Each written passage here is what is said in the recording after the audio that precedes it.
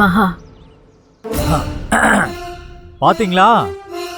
கூடிய சீக்கிரம் உங்களுக்கு இதான் கதி. உள்ள போக ரெடியா இருங்க. நாங்க ஏன் உள்ள போனோம்? நீதான் தோத்து சின்ன பண்ண மாதிரி உள்ள போற. அத நான் பார்க்க தான் போறேன். இங்க பாருங்க, அனாவசியமா பேசாதீங்க. நாங்க ஏற்கனவே கடுப்புல இருக்கோம். கிளம்பிடுங்க. சரி போலாம். இவங்கெல்லாம் திருந்தவே மாட்டாங்க. ஏ மகா, இனிமே அந்த அனாமிகா நம்ம குடும்பத்துக்கு தொல்லை கொடுக்க மாட்டான்னு நினைக்கும் போது ரொம்ப சந்தோஷமா இருக்கு. ஆமாம்மா, அவளால இனிமே நம்ம குடும்பத்துல யாரையுமே தொல்லை பண்ண முடியாது.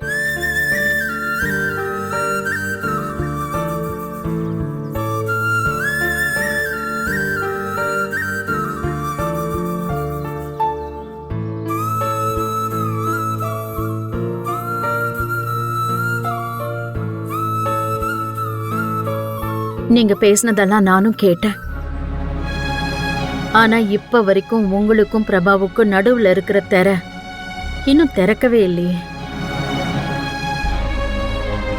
அதனால இனிமே நீங்க சேர்ந்து வாழ போறீங்கிற விஷயத்த நீங்க 2 பேரும் தான் பேசி முடிவெடுக்கணும். எனக்கு புரியுதத்த. நானும் பிரபாவை வற்புறுத்த விரும்பல. அவ குணமாயிட்டு வந்ததுக்கு அப்புறம் அவளே என்ன முடிவெடுக்கிறான்னு சொல்லட்டும். இப்ப நான் அவளை தொல்லை பண்ண வேண்டான்னு கொஞ்சம் ஒதுங்கி நிக்கிறேன். காயத்ரி, இத பத்தி நீ என்ன நினைக்கிற? என்னக்கா, இப்ப பதில் சொல்ற நிலைமையிலயா நான் இருக்கேன்?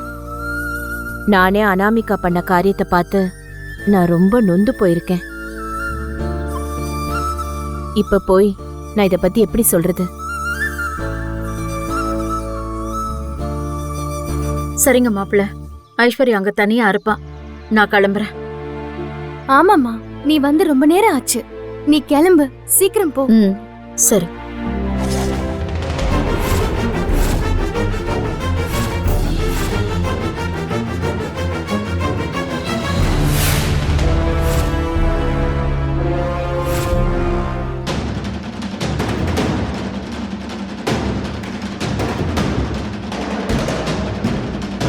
ஏ அனாமிகா, கொஞ்சம் இரு.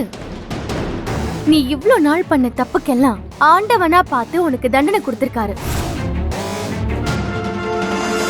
கோர்ட்டுக்கு உள்ள என்னமோ இங்க எல்லாரும் இத பண்ணிடுவேன் அத பண்ணிடுவேன்னு பில்டப் எல்லாம் கொடுத்த. இங்க பாரு, அதெல்லாம் வெறும் பேச்சோட இருக்கணும்.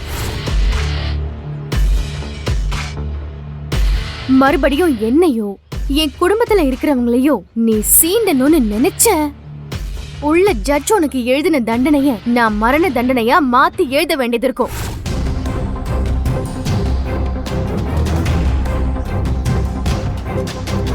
ஜாக்கிரதை. என்ன மிரட்டுறியா? மிரட்டல, உண்மையதான் சொல்றேன். விஜயும் பிரபாவும் சேரக்கூடாதுன்னு நினைச்சுதானே நீ இத்தனையும் பண்ண. ஆனா நடக்கலையே. நீ இப்படி தோத்து போய் அவமானப்பட்டு போறியே, இது உனக்கு அசிங்கமா இல்லையா?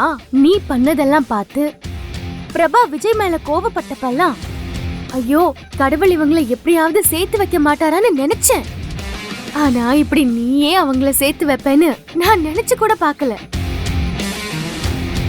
இனிமேலாவது திருந்தி வாழணும்னு நினை. அப்படி நீ உண்மையா நினைச்சேனா அந்த நினைப்பே உன்னை காப்பாத்தும். போ. இனிமே நீ பேசவே கூடாது. போய் உன் பாவத்தெல்லாம் ஜெயில கழிக்கிற வழிய பாரு. கிளம்பு, போ.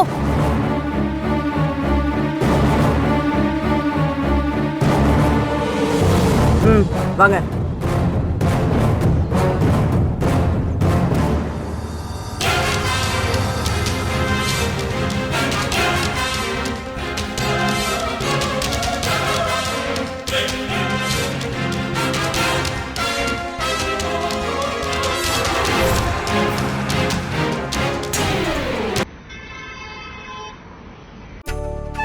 ஆக மொத்தத்துல இனி அனாமிகாவோட தொல்லை நம்ம குடும்பத்துக்கே இருக்காது. ஆமாங்க, எவ்வளவு கேவலமான வேலையெல்லாம் பண்ணிருக்கா. அத்த பிரபா, ஐயோ பாத்து பாத்துமா, பாத்து பாத்து மெதுவா உட்காரு. விஜய், நீயும் பிரபாவும் படாத கஷ்டமெல்லாம் பட்டுட்டீங்க. இனி ஒரு நல்ல வாழ்க்கைய ஆரம்பிக்க வேண்டிய நேரம் வந்துருச்சு. உங்க தாத்தா சொல்றது கரெக்டு தான்ப்பா. ஆனா உன்னோட முடிவும் பிரபாவோட முடிவும் ரொம்ப ரொம்ப முக்கியம்ப்பா. நாங்க சொல்றதெல்லாம் 2ஆம் பட்சம்தான். முடிவெடுக்க வேண்டியது நீங்க 2 பேரும் தான்ப்பா. இது என்ன புதுசா இருக்கு? ஏற்கனவே இவங்க 2 பேரும் ஃப்ரெண்ட்ஸ் தானே? ம்ஹும். இல்லம்மா, அந்த ஃப்ரெண்ட்ஷிப்பை அடுத்த கட்டத்துக்கு எடுத்துட்டு போற விதமா தான் விஜய் தாலி கட்டினான்.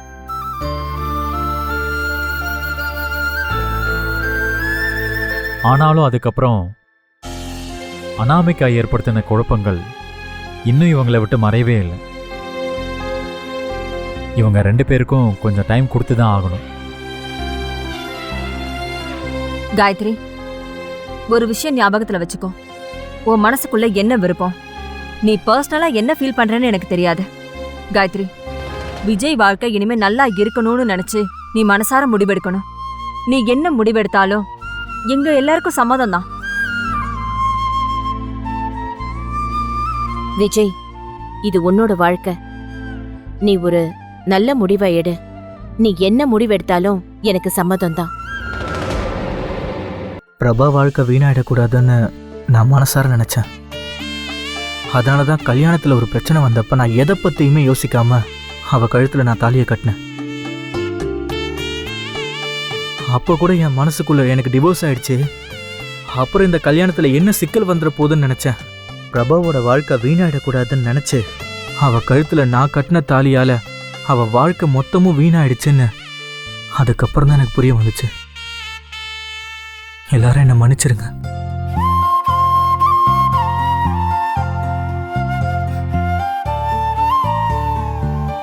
என்ன விஜய்? உங்க எல்லார் முன்னாடியும் ஒரு விஷயத்த என் மனசார ரொம்ப சந்தோஷமா சொல்றேன். இந்த ஜென்மத்துல எனக்கு மனைவினா அது பிரபா மட்டும்தான்.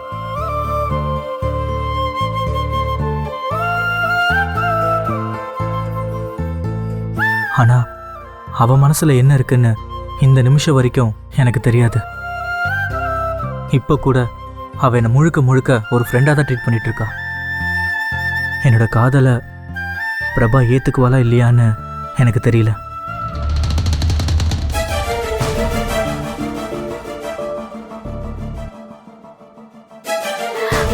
என்ன பிரபா, கடைசியில பால் உன்னோட கோர்ட்ல வந்துருச்சு.